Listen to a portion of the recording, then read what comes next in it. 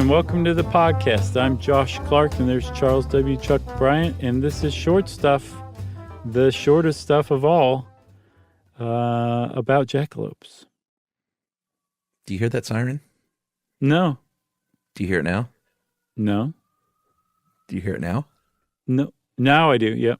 All right. Do you remember, Chuck, there was a period of time where the fire department would glare down the street every time we recorded in at our the original same time office. too. Uh-huh.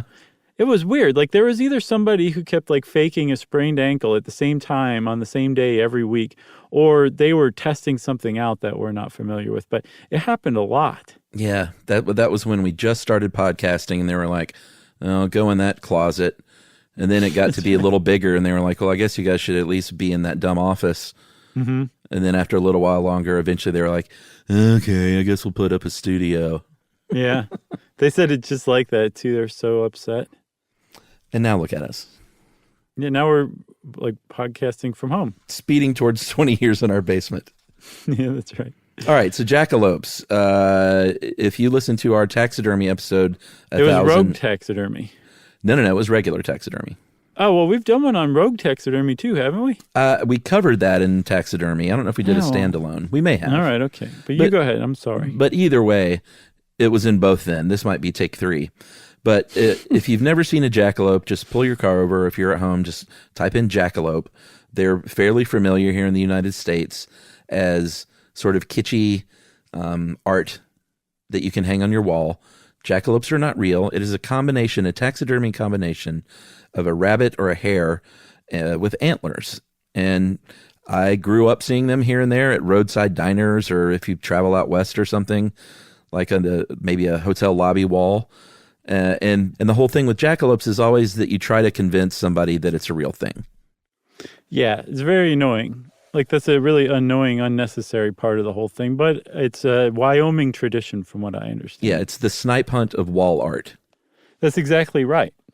And there's lots of legends and tall tales about the jackalopes that they have really nice singing voices, and that in particular, if you're out on the range and you have a campfire going, and you start singing cowboy songs that from out in the bush, in the brush, they'll start singing in. They'll join in on the chorus and everything, which is kind of adorable.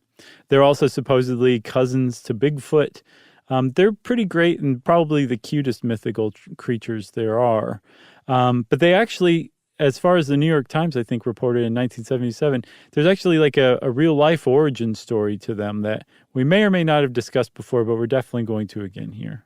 That's right. The origin story is, I think, very well vetted. This is the kind of thing where it seems like it could be, because there's just so many tall tales surrounding jackalopes. This seems like the kind of thing where the origin could be very highly suspect. Mm-hmm. But it seems like this is totally real. And the Herrick brothers, Herrick, in Wyoming, and we should mention Wyoming is very much into their jackalopes because of this, because they were where it all started. Yeah, if you look at the Wyoming Lottery's logo, there's a jackalope on it. Is there really? Yeah. It's a big deal in Wyoming. As a matter of fact, there's at least 5 times the Wyoming legislature has tried and failed for some reason, I don't get it, to make the jackalope Wyoming's official state mythological creature. Maybe they're trying to really govern and do something that matters. I guess so. I suspect Liz Cheney is killing this every time. Aw. Don't know why, but I do. So the Herrick brothers, you know what? Maybe we should take a break and leave a cliffhanger as to what they actually did. Yeah? Okay. It's short stuff. Why not?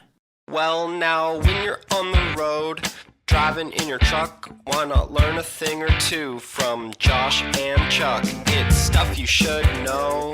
Stuff you should know. All right.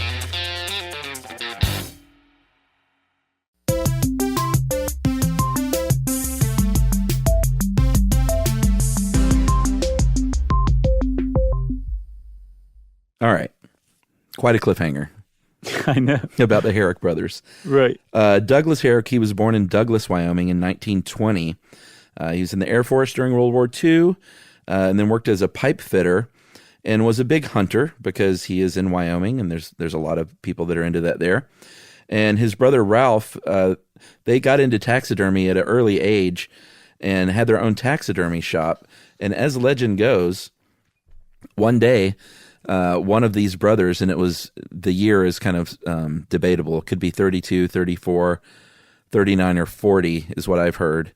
One of them came back from a hunt, had this jackrabbit, slid it across the table, and its little dead head slid and perfectly met a pair of antlers. And one of them said, "Hey, check that out." And the other one said, "That's awesome." And that was it. That was it. They said, well, we're taxidermists. We might as well make this happen. And they did. It's a very sad origin story because of the dead rabbit. But Sure. Other than that, it's pretty cool. They made one. They actually just made one, I guess, from that rabbit and those antlers. And there was a guy named Roy Ball who had a hotel in Douglas, Wyoming, who got wind of the brothers' little invention. And he bought it off of him for $10 back in, again, 1930s, 1940 at the latest, which is substantial. And he put it up in his hotel, and it became basically a little legendary piece of, like you call it, wall art. And it stayed there for a good 3, maybe 4 decades. And then someone actually stole it off of the wall, and it was never found out who did it. It was never recovered. The original jackalope, maybe in somebody's garage or attic, or even maybe on their wall somewhere out there, and they may not even know that this is the original jackalope that the Herrick brothers created. So this is where I have to confess, because every time I was researching this, when we got to this part, I kept thinking of the story in college. I stole something with my friends and I in college one time when we were out doing bad things at a night out in Athens. We took a stuffed porcupine from a bar that was hanging on the wall, and that porcupine lived in our apartment for about 6 months before we returned it. Oh, you did return it, huh? Yeah, when we moved out, we were like, what do we do with the porcupine? What bar was it? I want to say it was Gus Garcia's. Do you remember that place? No, I remember. Was that the same thing as Gus's? Maybe. I think so. I've only heard of it referred to as Gus's. Yeah, it's probably one of those things where you knew the cool kid name, and I was older and more square, so I called it by its given name. So how did you guys return it? We have to know. I believe it was like, the fine upstanding thing that you do when you go and throw it at the front door and run. Gotcha. With a note through one of the quills that said, like, we took this 6 months ago. Sorry. Signed anonymous. At least you gave it back to Gus Garcia. Yeah, so somebody stole that original jackalope and did not even have the forthrightness to throw it on the front porch of that hotel. So it remains gone. Man, do you remember Uptown Lounge and their happy hour with fishbowl margaritas? I don't remember going to the happy hour there.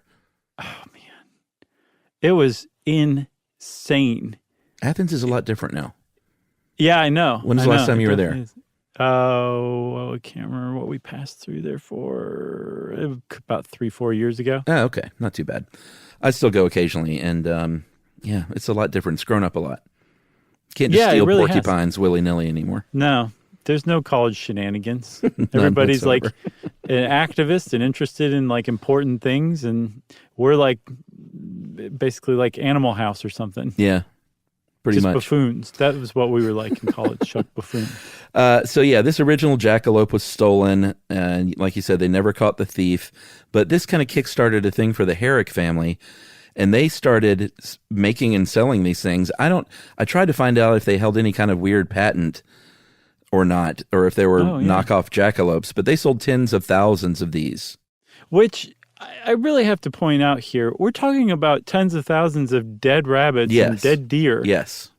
Some of which may never have been otherwise dead had it not been for the jackalope craze. Yes. I think it's worth remarking. I don't want to be a downer here because I know it's all sweet and cute and ha-ha. No, I know. They like to put the hurting on tourists' brains with, talking about it's real or whatever. But a lot of rabbits and deer died because of this whole idea. Like it's just real FYI. dead is what it is. Exactly. Just for this rogue taxidermy. No, I agree. I love those rabbits. I don't want to see them hanging on a wall with antlers sticking out of their heads. No. Let the rabbits live. But Douglas, I think Wall Drug in Wyoming, which has a giant jackalope there. No, Wall Drug's in North Dakota. Oh, it is? Okay. South Well, Dakota, they became a Wyoming. distributor, and they have a giant jackalope.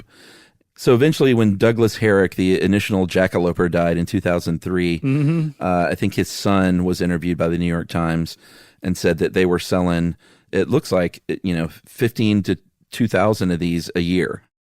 Just a Wall Drug. Yeah. Yeah. That's a lot of rabbits. It is a lot of rabbits. I feel like we've really kind of taken this thing on a nosedive, but I feel like we could also take it on an even bigger nosedive in a second, Chuck. Let's do it. With the Shope papilloma virus. It's so sad to look at these pictures. It is sad, but it's also fascinating. It's much more gratifying to look at biological. Botany is just plants. Biological or like nature illustrations of it. Yeah, it's related to HPV. It's an affliction that can cause rabbits to develop these horns. They're tumors, basically, and they can come out of their face looking like little horns. So there are pictures of rabbits with all these horny spikes thrusting from their face and heads, and it's just they look a lot like heartbreaking. Warthogs. Yeah, sort of. Like a rabbit warthog. And like what's interesting to me, there's actually one in the Smithsonian's collection, their animal collection, dead animal collection, I should say.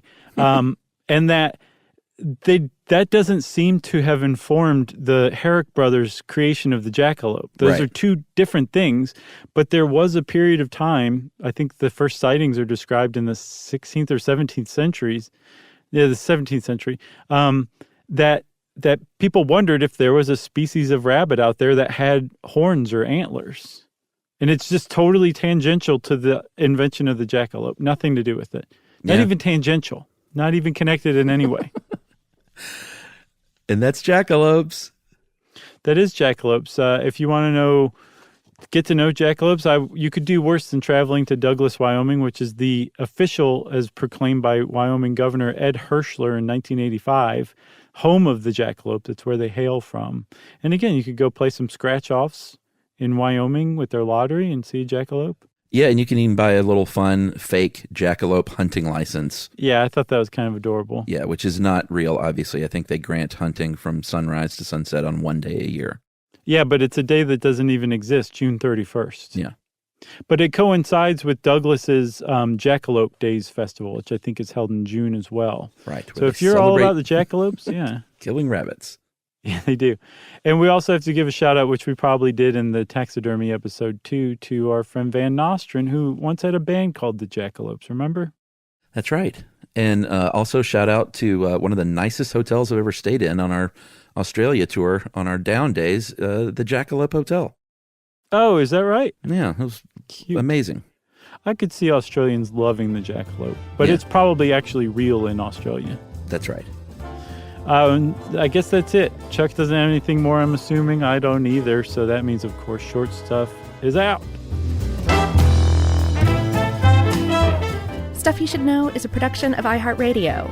For more podcasts from iHeartRadio, visit the iHeartRadio app, Apple Podcasts, or wherever you listen to your favorite shows.